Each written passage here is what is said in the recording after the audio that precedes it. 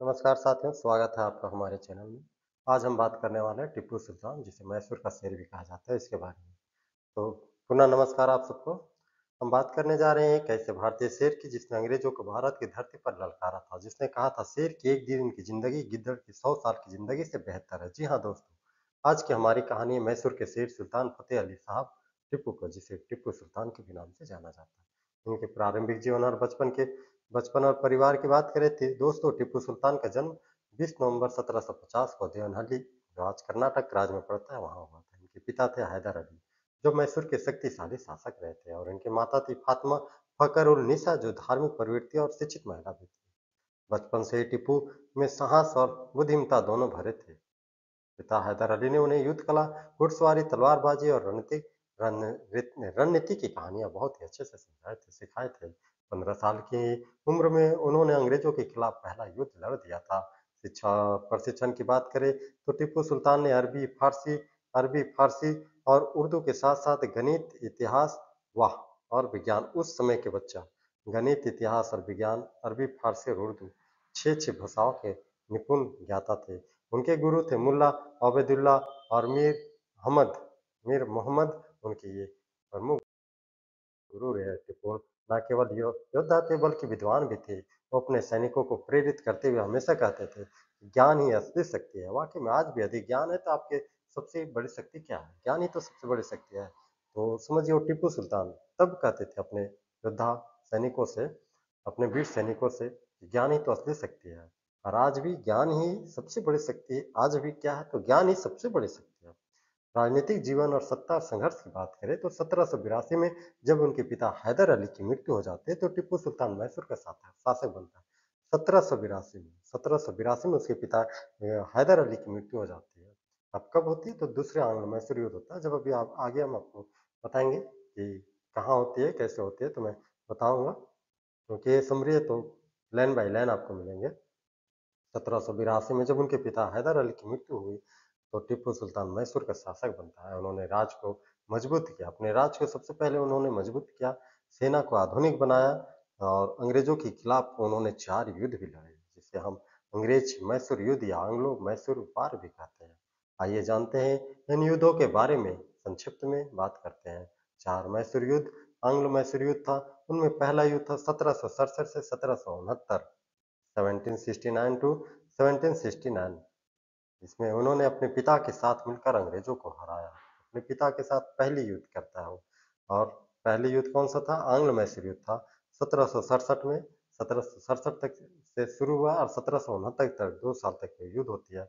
और इसमें मद्रास संधि के साथ ही अंग्रेज पीछे हट जाते हैं और पहला आंग्ल मैसूर युद्ध समाप्त होता है। दूसरा आंग्ल मैसूर युद्ध 1780 से 1784, 1782, 1784 होती है।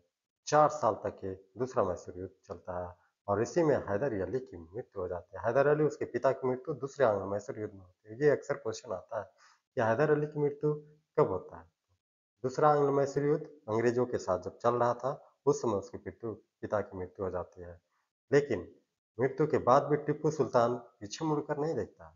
उसके बाद भी वो अंग्रेजों के साथ तगड़ा युद्ध करता है, अंग्रेजों को भारी नुकसान भी पहुंचाता है, और यह युद्ध मंगलुरु की संधि के साथ विराम होता है। अंग्रेजों ने टीपू को भी एक शक्तिशाली के रूप में स्वीकार किया था। तीसरा आंग्लो मैसूर युद्ध उसके बाद होता है 84 के 6 साल बाद। तीसरा आंग्लो मैसूर युद्ध होता है 1792 1790 1792 1792, अर्थात 2 साल तक ये भी युद्ध चलता है। इस बार अंग्रेजों ने मराठा और निजाम के साथ मिलकर के, अंग्रेज मराठा और निजाम, तीन तीन तीन विरासत मिलकर के टिप्पू के साथ मुकाबला करता है। टिप्पू ने वीरता से मुकाबला किया, लेकिन शांति संधि करनी पड़ी। कहने का मतलब है कि तीन तीन अलग अलग सैनिकों के साथ मिलकर के अंग्रेजों ने युद्ध करता है टीपू के साथ। तीसरा आंग्लो मैसूर युद्ध 1790 और 1792 तक चलता है। ये 2 साल का जो युद्ध होता है, ये बहुत ही दर्दनाक युद्ध होता है। कहने का तात्पर्य इसलिए भी दर्दनाक होता है क्योंकि इसमें टीपू सुल्तान की हार हो जाती है, और टीपू सुल्तान के 2 बेटों को अंग्रेज बंधक बना करके ले जाते हैं। यह इतिहास का सबसे भावनात्मक पल माना जाता है, क्योंकि जब एक पिता अपने बड़े बेटों को दुश्मनों के हवाले करता है, पर वो आज़ादी से समझौता नहीं करता है, सर नहीं झुकाता है। ये बहुत ही मार्मिक दृश्य रहा होगा इतिहास इतिहास में। चौथा आंग्ल मैसूर युद्ध 1799 में होता है। यह आखिरी युद्ध भी था। अंग्रेजों ने श्रीरंगपट्टनम पर हमला किया। टिप्पू सुल्तान ने आत्मसमर्पण करने से इनकार कर दिया और कहा, मैं मरना पसंद करूंगा पर गुलामी नहीं। यही तो इनकी खूबी थी। यही गुलामी नहीं करने के कारण ही तो उन्होंने तीसरे आंग्ल मैसूर युद्ध जो 1790 से 1792 होती है, तो उन्होंने अपने दो बेटों को बंधक बनाने पर मजबूर हो गया था अंग्रेजों के हाथों, लेकिन उन्होंने गुलामी स्वीकार नहीं किया। वो चौथा युद्ध में भला गुलामी कैसे स्वीकार कर सकता है? 4 मई 1799 को वे युद्ध भूमि में वीरगति को प्राप्त हुए। चौथा आंग्ल मैसूर युद्ध जब चलता है तो 4 मई 1799 को वे युद्ध भूमि में समझ रहे हैं, मतलब गुलाम नहीं बनता वो, युद्ध भूमि में युद्ध करते हुए वीरगति को प्राप्त होता है। जब उनका शरीर मिला, तलवार तब भी उनके हाथ में लटका हुआ था, तलवार तब भी वो अपने हाथों में पकड़ा हुआ था। वो सच में मैसूर का शेर था, मैसूर का शेर बनकर ही मरा। प्रशासन और सुधार की बात करें तो टिप्पू सुल्तान ने सिर्फ एक योद्धा ही नहीं था, बल्कि एक आधुनिक शासक भी था। उन्होंने कई सुधार भी किया अपने राज्य में, उन्होंने बहुत सारे सुधार भी किए थे। उन सुधारों में से हम चार चार प्रमुख सुधारों को यहाँ बताने का प्रयास करेंगे। भूमि सुधार। भूमि सुधार में क्या था? किसानों से लगान कम किया, लगान लेना कम किया और सिंचाई सुविधाएं बढ़ाई। किसानों के लिए सिंचाई सुविधाएं बढ़ाई, अधिक से अधिक सुविधाएं जो है किसानों को दिया उन्होंने। मुद्रा सुधार की बात करें तो नई मुद्रा प्रणाली लागू किया और स्वर्ण सिक्के भी चलवाए। रॉकेट टेक्नोलॉजी, उन्होंने लोह आयरन, समझ रहे हैं, लोह आवरण आयरन मतलब कि रॉकेट टेक्नोलॉजी उस समय टिप्पू सुल्तान के समय रॉकेट का भी इन्होंने आविष्कार किया। ये रॉकेट बाद में अंग्रेजों ने यूरोप में अपना युद्ध के लिए प्रयोग किया था, मतलब अंग्रेजों द्वारा बाद में ये बनाया गया टेक्नोलॉजी। इससे पहले टिप्पू सुल्तान ये रॉकेट का आविष्कार कर चुके थे, या रॉकेट टेक्नोलॉजी का उन्होंने इस्तेमाल कर चुके थे। व्यापार नीति की बात करें तो फ्रांस, टर्की और ईरान जैसे यूरोपीय देशों के साथ भी इसका व्यापारिक संबंध भी रहा था। यहाँ व्यवस्था की बात करें तो उन्होंने न्याय को धर्म से ऊपर रखा। वो कहते थे राजा का धर्म सिर्फ और सिर्फ एक होता है, और वो धर्म क्या होता है? तो न्याय का धर्म होता है। राजा का सिर्फ और सिर्फ एक धर्म होता है और वो धर्म न्याय का धर्म होता है। धार्मिक दृष्टि और नीति की बात करें तो टिप्पू सुल्तान धर्मनिरपेक्षता वाले शासक रहे थे। उनके दरबार में हिंदू, मुस्लिम, ईसाई सभी धर्मों के को समान दर्जा प्राप्त था। उन्होंने मंदिरों और मस्जिदों को दोनों को समान रूप से दान दिया था। उनका विश्वास था कि राजा का काम भला करना होता है, ना कि किसी एक धर्म का। सभी धर्मों का समान रूप से भला करना होता है।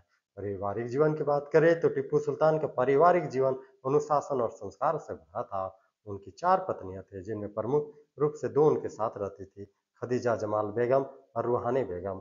उनके 12 बच्चे थे, उसमें 8 पुत्र और 4 पुत्रियां थी। 2 बेटों को अंग्रेजों ने तीसरे तीसरे युद्ध के बाद बंधक बना लिया था, लेकिन उन्होंने अपनी गर्वता, अपनी स्वाभिमान को नहीं छोड़ा था। उनके परिवार श्रीरंगपट्टनम के किले में उनके साथ ही रहता था। मतलब 4 मई 1799 श्रीरंगपट्टनम का किला, जहां टिप्पू सुल्तान ने आखिरी बार तलवार उठाया। अंग्रेजों ने चारों तरफ से घेर लिया। टिप्पू ने कहा, मैं शेर का बेटा हूं, मैं भागूंगा नहीं। फिर वो अंतिम सांस तक लड़े, उनकी मृत्यु हुई, वो अमर हो गए। उन्होंने मौत को नहीं, आज़ादी को चुना। वाकई में आज़ादी ही तो था जिसके चक्कर में उन्होंने अपने जीवन को कुर्बान किया था।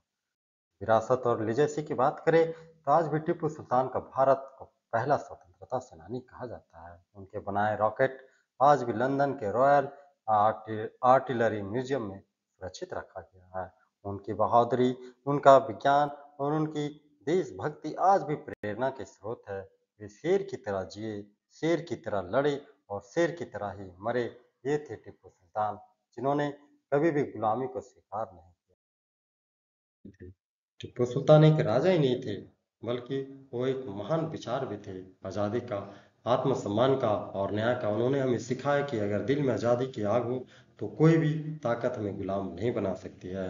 तो इसी के साथ हम अपनी वाणी को यहीं विराम करते हैं और मिलते हैं फिर अगले नए महान व्यक्तित्व की कहानी के साथ। तब तक के लिए जय हिंद। अगर ये वीडियो आपको अच्छा लगा हो, मेरे द्वारा दिए गए ज्ञान आपको समझ में आ रहा हो, तो इसे लाइक करें, शेयर करें एंड चैनल को सब्सक्राइब करें। फिर मिलते हैं अगले वीडियो में, तब तक के लिए जय हिंद।